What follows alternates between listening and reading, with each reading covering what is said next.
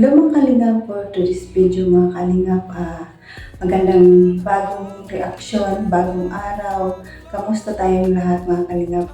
Bago tayo mag-upisa at magbigay ng ating reaction dito, patiin ko muna kayo ng magandang araw, magandang gabi kung saan sulok ng mundo tayo naroon ngayon mga Pilipinas, kapamilya, mga OFW, kumusta tayo mga kalingap. At huwag natin kalimutan i-subscribe ang aming Kalingap, Bal Santos Matubang at Ina Vlog, Kalingap Rap, Kalingap Video, Jack Tapay Matubang, Charity Vlogger sa buong mundo na tumutulong sa ating kababayang mahirap. At nandiyan din po ang keyboard sa directors, masama namin directors sa ACG. Supportaran natin mga Kalingap at ang inyong lingkod na to na ang inyong lingkod na patuloy naglalambing sa inyo, Jasmine Sarobag Channel. Kung hindi ka pa nakasubscribe, please subscribe and don't forget to hit the notification bell para updated ka sa aking mga video na in-upload mga kalingap. At kung bago ka pa lang sa aking channel, please subscribe and click the notification bell para update ka sa aking mga video mga kalingap. Please and like and share mga kalingap para aswag dito sa panlasa ni video. At ito pa, supportan natin ng mga kalingap martyrs natin mga kalingap. Baka naman po subscribe din natin at patuloy pa natin supportan ang kanilang mga channel mga kalingap. Ating mga reactors, supportan din natin. At tara na mga kalingap, magbigay na tayo ng opinion dito, pero panoorin muna natin ng video, pero maiksi lang ito mga kalingap. Release lang ito mga kalingap. Tara, let's go. 1, 2, 3, go! Pasensya na po kayo kung nakapag-ano ako ng gano'n kasi magulang lang po Wala ako. po kayong Napanood yun naman ang video sa pagiging ni Nanay Hansel ng pasensya. No? Maganda na sana itong pagiging niya ng pasensya.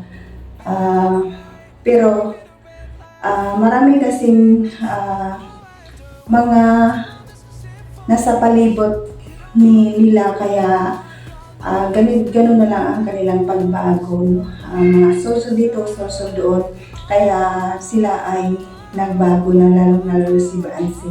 Dahil din yan sa nakapalibot sa kanila at ang mga support sa mga anti-kalingap na nagsusunod sa kanila kaya sila ay nagbago. Ito si Nanay Hansel ay maganda na sana kung ang noon kasi sabi niya pasensya na sa lahat.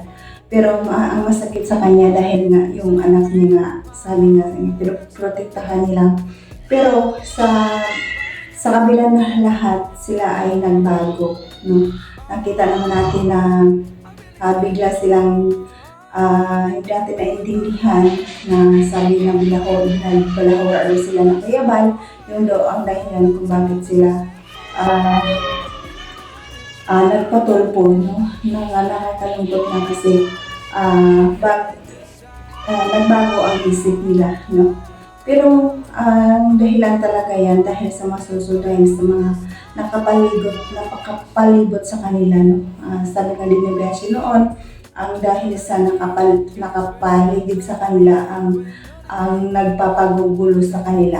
Totoo naman talaga na ang sa palibot nila ay nagpapagulo. Lalo na si Mang Iking, kung hindi niya kare-karay ang pamilya palagi, wala sana nangyari ito kung hindi nila nilabas yung sinasabi nila aminanyak si Kalingap Ido din nila sa liblib na lugar sana wala naman yung nangyari dahil talaga sa kanila ang mga basta dahil sa mga kaguluhan ito. Pero dati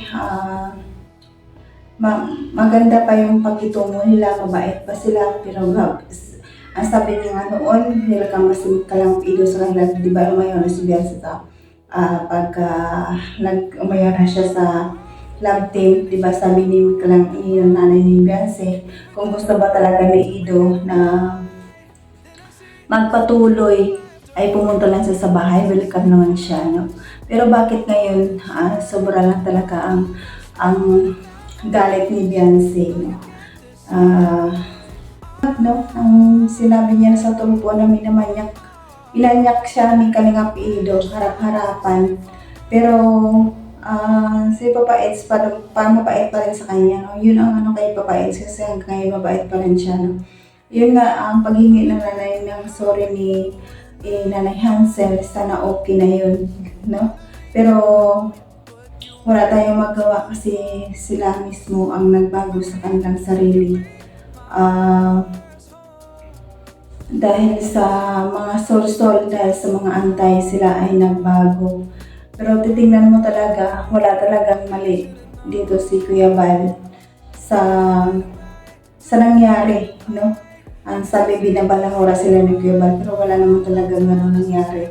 At talaga sila talaga kumalas. At wala naman sanang masama sa kanilang sa kanila kung hindi sila nagpadala sa sol-sol, no? Lalo-lalo na si Beyonce, sana naintindihan niya ang lahat, no? Dahil sa kanya, nagbago ang buhay nila. Pero yun ang pinapamasakit lang kasi talaga, bakit nantay pa nila matapos ang bahay nila at saka sila nagreklamo. At sabi nila, isang taon, 1 year pa daw yun, 17 pa lang si Beyonce, na sabi na ginawa ni Pido sa kanya. Bakit noon pa sana nagreklamo siya, hindi na niya pinaabot ng hanggang 2 years, sana tapos na ang lahat, no? Pero bakit inantay pa nila ng 2 years, no? At sana noon pa sinabi na nila, no? Kaya alam naman natin na ang kanilang buhay noon ay napakahirap, no? Hindi na kagaya ngayon. Hayahay na sila kasi marami ng sponsor, maraming nagbibigay sa kanila. Pero hanggang saan ang sponsor? Hindi naman yan habang buhay. Isa nasira ng pasyensya kay Kuya Bal. Hindi naman mahirap si Kuya Bal na kausapin. Sana si Kuya Bal nga humingi ng pasensya, dapat sila din humingi ng pasensya. Kung susunod sila sa Biabaser na wag na wag sila humingi ng sorry, kailangan ang Kalingap ang humingi ng sorry. Hindi naman ganun. Bakit ba sobrang banggang ginawa ng Kalingap sa kanila? Diba wala naman? Yung Baser lang talaga ang nagsasabi ng huwag kang hingi ng sorry Beyonce, kailangan ng Kalingap ang humingi. So din yun isa din yung supporters. Kaya yung mga supporters nila, parang si Beyonce din ang ilalaglag. Kasi ang sinasabi nila, pinopost nila na higit pa doon sa manyak ang sinasabi nila. At ang ibig sabihin, mayroon pa nangyari na higit pa doon sa minamanyak o binabastos. No?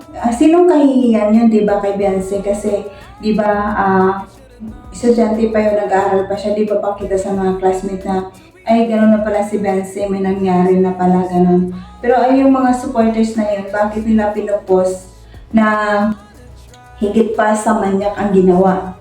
Di ba, mas sa isip ko, ano pa ang dahilan? Mas may mahigit pa nangyari? Ano ba yung sinasabi nila, mas higit pa sa manyak ang ginagawa? Di ba? Paninira nung sinisiraan nila ang sarili nilang sinusuportahan. Sino ang kahihiyan yun? Hindi kay Boy, hindi kay Kalingap Ido, kundi kay Beyonce yun. Ang dignity na niya sinisira. Kasi sabi nila, sa post nila, mas sobra pa dun sa minamanyak. Di ibig sabihin, may nangyari ba? Yun dapat sa mga pamilyang ito, isipin sana nila kung ano ang kahinatnan, ang kahihiyan ng anak nila dahil sa mga anti-Kalingap, kung ano-ano din ang mga pinopost. Hindi din nila iniintindi kung ano yung pinopost nila. Hindi nila alam na nakasira doon sa bata ang pinopost nila. Mas sobra pa daw ang ginawa masigit pa doon. Ano pa doon masigit pa? Di ba? Pangit. Kaya, yun mga kalik, pa yun na lang umintindi. Sana noon na pag-sorry na Hansen okay na, pero pagpahingi ng mga pasensya. Siya pa nga humingi ng pasensya sa mga baser Pero okay na sana yun kung hindi na influensahan ng mga mga social sa mga kapitbahay. Sana okay ang lahat. Kaya hanggang dito na lang mga Kalingap.